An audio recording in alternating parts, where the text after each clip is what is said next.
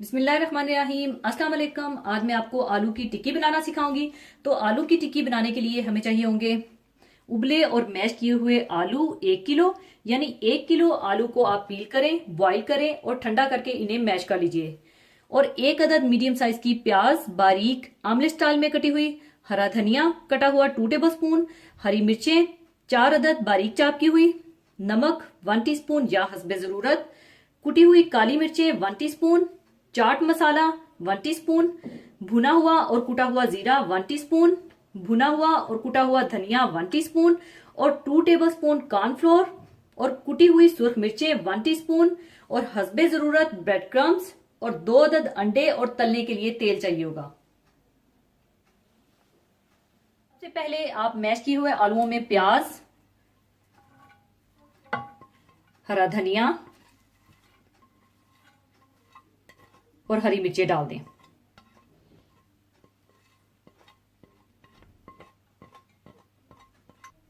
और साथ ही आप इसमें डाल दें भुना हुआ और कुटा हुआ जीरा,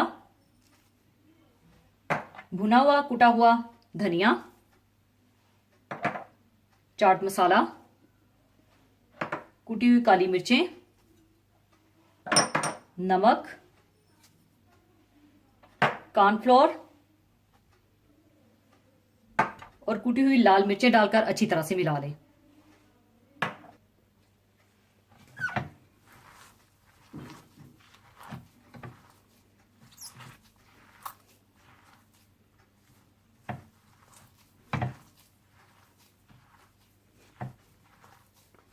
अच्छी तरह सब कुछ मिलाने के बाद आप इसकी टिक्कियां बना लें।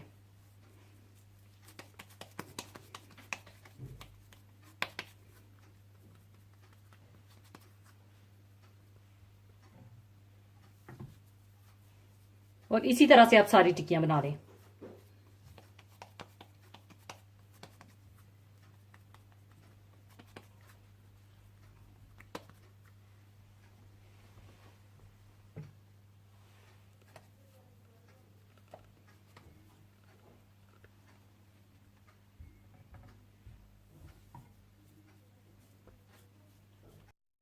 सारी टिक्कियां बनाने के बाद आप अंडों को फेंट लें और फिर इन टिक्कियों को अंडे में डिप करके ब्रेड क्रम्स में रोल कर लें।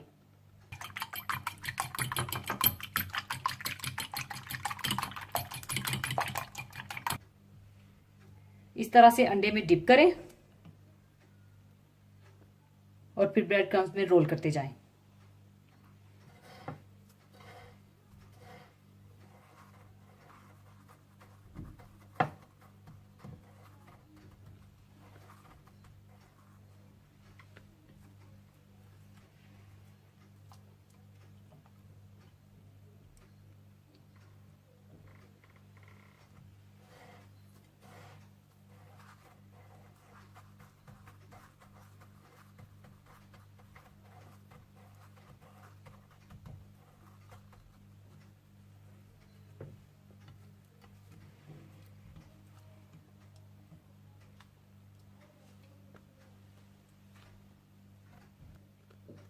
टिक्कियों को अंडे में डिप करके ब्रेड क्रम्स में रोल करने के बाद तेल गरम कर लीजिए और इन्हें शैलो फ्राई कर लीजिए।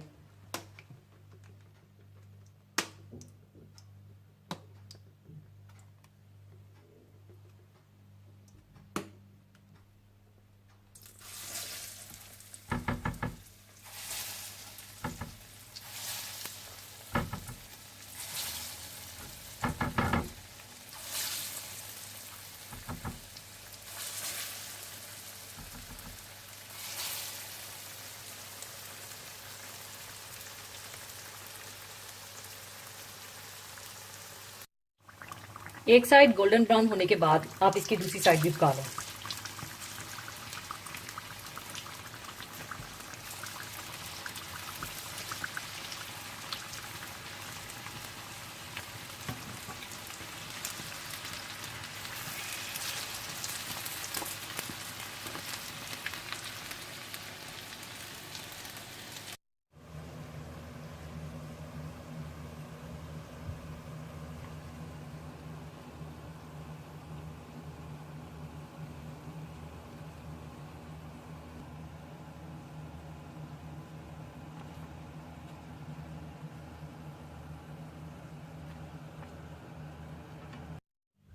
लीजिए, आलू की टिक्कियां तैयार हैं। और अगर आप इन्हीं टिक्कियों में स्टफिंग करना चाहते हैं तो आप इसमें चीज, बॉइल्ड चिकन, भुना हुआ कीमा या किसी भी सब्जी की स्टफिंग कर सकते हैं, या फिर स्टफिंग के बगैर ऐसे ही प्लेन भी बना सकते हैं। तो जरूर बनाइएगा। और जाने से पहले एक हदीसे पाक शेयर करना चाहूंगी।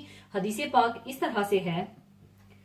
हजरत अबू जर रजी अल्लाह ताला अन्हो से रवायत है कि रसूलुल्लाह सल्लल्लाहु अलैहि वसल्लम ने इरशाद फरमाया, नेकी के किसी काम को हकीर ना समझो, अगरचे तुम अपने मुसलमान भाई से खुले हुए चेहरे मुस्कुराहट के साथ मिलो, यानी मुस्कुराते हुए मिलना भी नेकी है।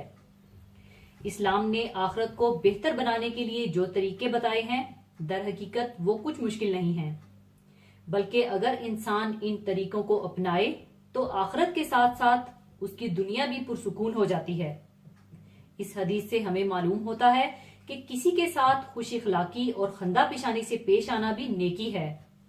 और साथ ही ये भी इरशाद फरमाया कि इस नेकी को मामूली और हकीर नेकी ना जानो, यानी इस अमल से भी तुम्हारे नामाए आमाल में बड़े सवाब का इजाफा हो सकता है। क्योंकि एक तो ये इंसान के हुस्ने इखलाक की दलील है, दूसरे इससे मुसलमानों के दरमियान मोहब्बत और उल्फत पैदा होती है, जो मतलूबो महबूब अमल है। नामाए आमाल में नेकियों के इजाफे की सही कदरों कीमत आज हमें मालूम नहीं होती है, लेकिन जिस दिन ये आंखें बंद होंगी और अल्लाह ताला के हुजूर हाजिरी होगी और हिसाबो किताब शुरू होगा, उस दिन पता चलेगा कि एक छोटी से छोटी नेकी की क्या कदरों कीमत है। वहां की करेंसी रुपए पैसे नहीं है, वहां सोना चांदी काम आने वाला नहीं है, वहां की करेंसी तो यही नेकियां होंगी। और यही सवाल होगा कि अपने साथ कितनी नेकियां लेकर आए हो। उस वक्त अगर दामन खाली होगा तो नाकाबिले बर्दाश्त हसरत होगी कि हमने दुनिया में रहते हुए अपने नामाए आमाल में इजाफा क्यों नहीं किया। लेकिन अमल का वक्त खत्म हो चुका होगा, इसलिए ये हसरत कुछ काम ना आएगी।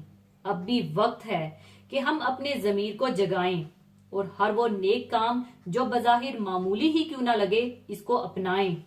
क्या बईद यही बजाहिर छोटे छोटे अमाल आखिरत में हमारी नजात का बाइस बन जाएं। अल्लाह ताला अपने फजलो करम से हम सब मुसलमानों को इस पर अमल करने की तौफीक अता फरमाए। आमीन। इसी के साथ मैं आपसे इजाजत चाहूंगी। अपना बहुत ख्याल रखिएगा, दुआओं में याद रखिएगा। अल्लाह हाफिज।